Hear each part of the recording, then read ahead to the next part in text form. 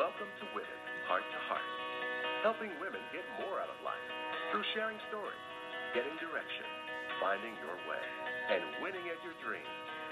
Women encouraged and empowered by other women. Yes, it's Women, Heart to Heart.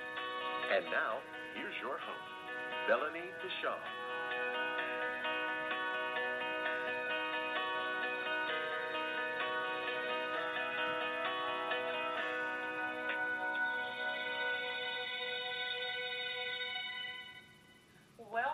Welcome to our call tonight. I'm so excited to introduce to you our guest speaker tonight. And this is a woman who stepped way out of the seat of the corporate executive position. And it isn't easy to do that, but it took strength and perseverance and the sheer power of a dream that brought Jennifer to know what she's living today in her corporate experience. So Jennifer, welcome to Women Heart to Heart. It's great to have you here. Thank you. It's great to be here. We go back a while, and I'm excited to share this new opportunity with you and our listeners tonight. It looks like we have a good body of listeners showing up for us tonight. Jennifer, think results marketing. So, my goodness, from the corporate seat to think results marketing was a leap, wasn't it? A little. Just a bit. Just a bit. So, yeah, so, our topic tonight for everyone is going from the corporate businesswoman into a successful entrepreneur. And that pretty much tells your business life for a successful entrepreneur. And I'm going to brag about you for a minute because one of the things that I do know about you is you were rewarded one of the top 25 women to this big, huge award about recreating what it means to be successful in business. Is that accurate? That is correct. Tell me about that. What exactly does recreating the way that success of business occurs, what does that mean?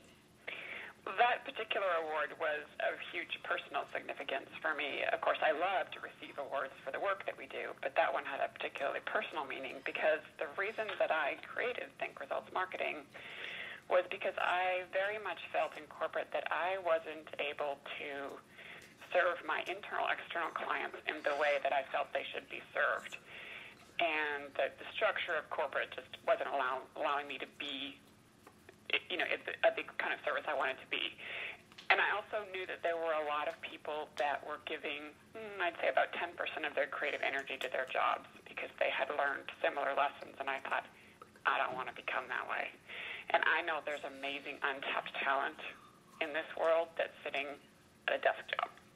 So I want to create a situation where we can do the kind of work that I know we can all do. It's amazing and powerful and delivers huge results for our clients and make the soccer game at 4 o'clock. So to win that award validated that I had done just that. So that's why that particular award was so important to me, because it was about singling out women who had created a flexible and successful work environment for themselves and most importantly for others, because this has always been about more than just what I needed. It's important what you just said in many, many ways. I mean, that award sounds extremely exciting to me because while you sit behind the desk, or let's say now in the past, the way you sat behind the desk in the corporate world, what I heard you say is you couldn't deliver on what you knew was available and what was possible. And so would you agree that sitting in that role, unable to deliver the service because of the flexibility and the inflexibility of a corporate structure, you were also limited in your own empowerment on a day-to-day basis in your job. Would you agree? Yes. And there are many women who make that work, but I knew that that just wasn't going to be my path. So how did you know that? Well, to be honest, I've been self-employed more than I've been an employee. So, my employment stint when I moved to this country was, my first time of actually being an employee for someone else. I typically have this is my third business. So I just knew that I wasn't going to be able to make the sacrifices required to do the kind of work that I wanted to do. I wasn't willing to make those kinds of sacrifices. And even though over the years I've had many coaches say to me, well, go talk to someone who's done what you've done. It's taken me years to find women who've done what I've done. So for a long time I said, you know what, I don't know anyone who's done what I've done, but that doesn't mean it's not possible. Exactly. It just means I'm going to have to create it out of thin air. It's interesting because I've heard the very same thing over and over in the years of find somebody out there who does what you do and then go model it. Don't recreate the wheel. Go model what somebody's already successful at. Exactly. And so I'm thrilled to hear you say that there are people out there that are successful and great, but they're not doing exactly what I'm doing, and that's what makes you unique. Is it not correct? Right, and so I decided that although I couldn't find anyone who did exactly or had created it exactly the way I wanted to do, I could find, frankly, most of them were men, but, I just used them as models to create the kind of thing that I wanted to create and take elements of what I thought I needed from each of their leadership styles to create this business, even though I couldn't say, oh, I created after this person and this was exactly what I wanted. I did a hodgepodge of, well, I like the way this person handles this part of their business, how this person handles people, how this person handles finances, and focused in on that piece. And then from that put together, okay, I can do this because I know that I have experts in each one of these areas that I'm modeling what I want to do after. Okay, very good, very good. So, Jennifer, you mentioned that when you came to this country, so you moved here from Canada, is that accurate? I did. Were you born and raised in Canada? I was. And so you spoke of other businesses in addition to the business that you're now quite successful in, I think Results Marketing. Did you have those businesses here in the United States or were they in Canada? I had one in Canada. I was a scientific researcher because my training is actually in biology. I have a master's degree in aquatic biology, and I did research on the Great Lakes for years and worked for the federal government, the provincial government, and did research for them on a contract basis for years. And then when I moved here, I started a scientific communications business, and I did a variety of writing, editing things, including my favorite, although not the best well-paying, but the most enjoyable, was writing for Discovery Channel Online, where I got to interview scientists all over the world, pick their brains, and then try to make that understandable to the rest of the world. So that was really fun.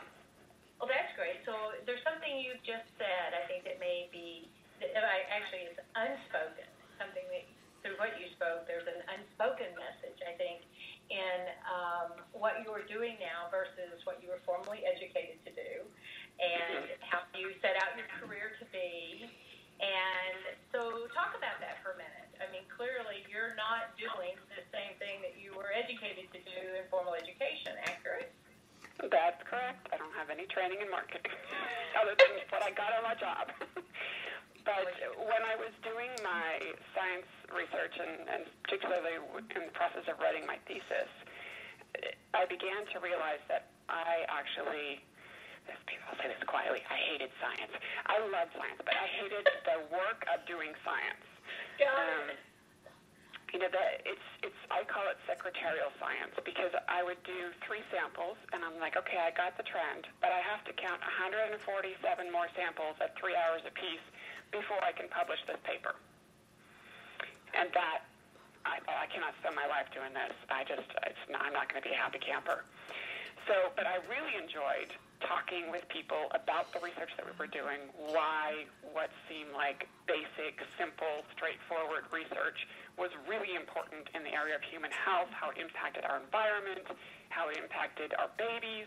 All those kinds of things were really important to me to talk to people about, making that connection between what seems like esoteric academic subjects and how we make decisions as humans and how we impact our environment. And so talking about that and writing about it was really important to me, that I connect those dots for people.